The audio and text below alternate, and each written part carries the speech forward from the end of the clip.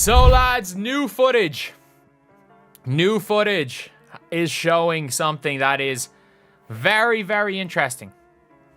I'm not going to say it means much. Caitlin Clark looking like she's kind of, sort of practicing.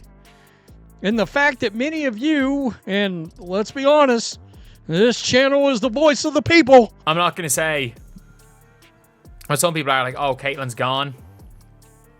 But all I'm going to say is that Caitlin has never had to deal with Nate Tibbetts before. Many of you going, nah, we're not falling for this again. We're not falling for it again.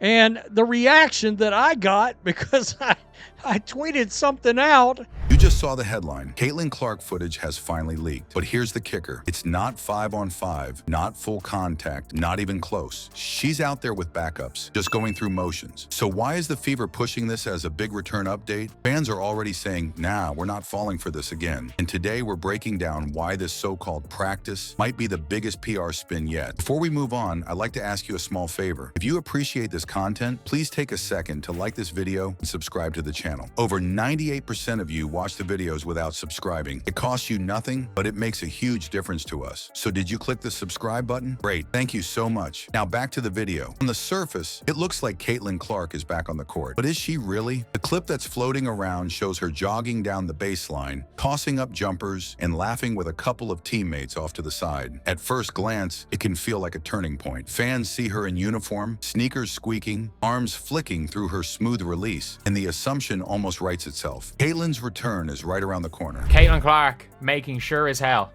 straight away during the game, gone right over to dap up Nate Tibbetts. And we've all remembered this. We all remember this when people are talking about Caitlin Clark to the Liberty and all that. To Chloe Peterson putting out the injury report for tonight. I mean, yesterday, and Chloe Peterson just doing her job. But I made the comment that, well, we remember the Caitlin Clark to the Liberty stuff. But now we have got Caitlin Clark dapping up Nate Tibbetts. And we remember a year ago when the Phoenix Mercury literally did. Fuck, what did that get me? I mean, honestly, people are exhausted by it.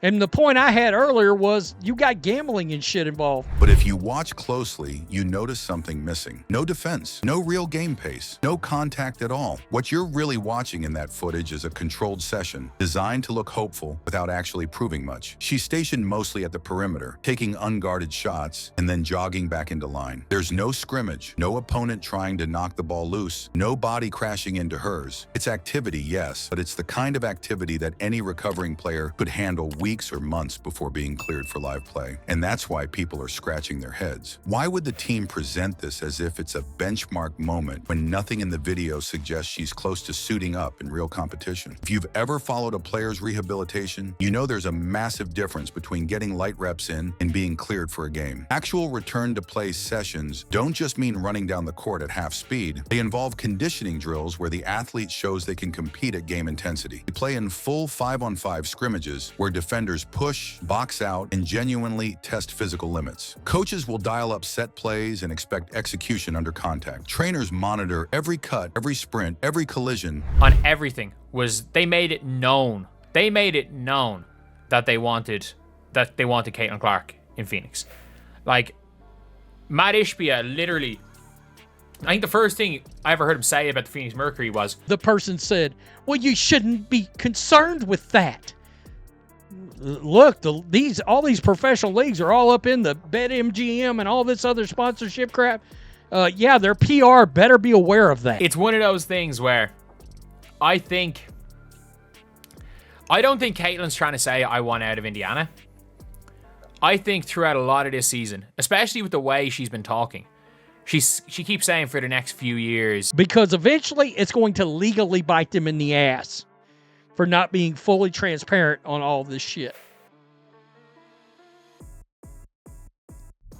I mean, the whole league, by the way. to make sure the body responds. That's what real progress looks like. Without that, you simply have controlled workouts. Fans aren't blind to the difference. A lot of the reaction online has been pointed, with people calling it a presentation instead of a breakthrough. Some say it's nothing more than a public relations stunt meant to quiet speculation and keep the hype cycle alive while they drag out the timetable. And honestly, it's not hard to see why they feel that way. Clips like this create the illusion that big news is about to drop, but then nothing actually happens. People get excited and frustrated, and trust takes another hit. This isn't the first time fans have been burned by similar moments. Think back to other stars who had cameras on them during their so-called comebacks. You'd see a short montage of them shooting jumpers or running through soft drills, and all of a sudden the chatter would explode about a game return. But weeks would pass, sometimes months, and they'd still be in street clothes on the sideline. Every cycle followed the same pattern: tease, delay, promote hope, and watch the whole thing collapse into disappointment. That history is exactly why doubt is so loud right now. There's also the medical side of it. In any recovery, there are clear stages for a reason. Non-contact participation is an early checkpoint. It's when an athlete is strong enough to move and handle fundamental skills without risk, but it's still far from safe return. Contact drills are the make or break stage because those reveal how the body responds to strain, to hits, or just to the chaos of real play. Sports doctors always stress that until you've had several full contact practices and come out healthy, you aren't cleared to go. That dynamic makes the current footage even less meaningful than some want it to look. And let's be honest, Indiana fans have seen this pattern with the Fever before. And all of this type of thing.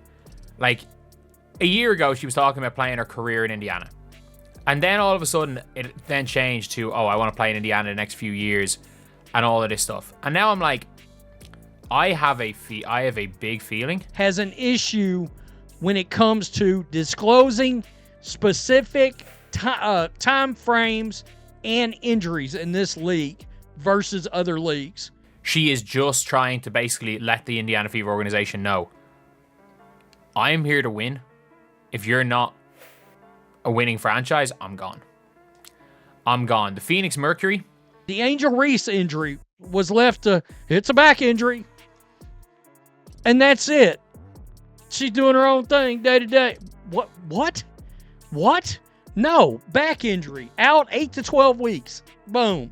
Injury updates have often come coded in vague language, with teases of good news that never fully pan out. Details are scarce, timelines are cloudy, and communication leaves space for frustration. Over time, that wears down optimism. This feels like another entry in that same setup. One more attempt to manage public reaction instead of being transparent about the reality. So when you put it all together, these clips don't actually prove Caitlyn is anywhere close to rejoining real action. They show a player in the middle of rehab, not the end of it. That's why fans feel let down and why some don't buy what they're being shown. The bigger issue here might not be the video itself. It's the refusal from the Fever and even the league to be straight about what the future really looks like for Clark. This isn't about whether Caitlyn Clark can make shots. We already know she can. The real issue is whether the Fever and the league are willing to be straight with the fans. Right now, people feel like they're being strung along with clips that say nothing and updates that keep moving the goalpost. That frustration builds and it eats away at trust. Fans deserve more than hype videos. If you're tired of empty promises, make noise. Demand straight answers. Push teams to be clear about reality, because without transparency, the cycle of disappointment will never stop.